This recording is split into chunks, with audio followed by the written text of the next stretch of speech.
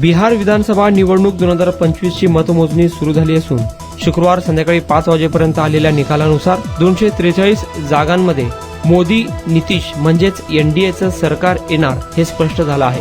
भाजप हा बिहारमधील सर्वात मोठा पक्ष होण्याच्या दिशेने वाटचाल सुरू आहे। फक्त बिहारच नाही तर संपूर्ण देशात भाजपकडून विजयाचा जल्लोष सुरू करण्यात आला आहे।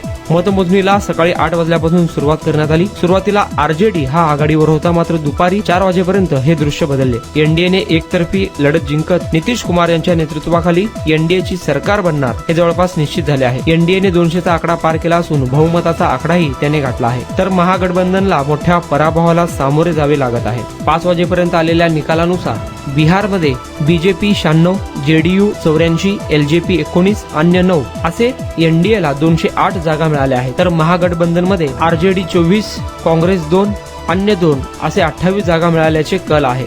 राहुल गांधी यांचा कोणताच करिश्मा या निवडणुकीत चालला नसल्याचे स्पष्ट झाले आहे।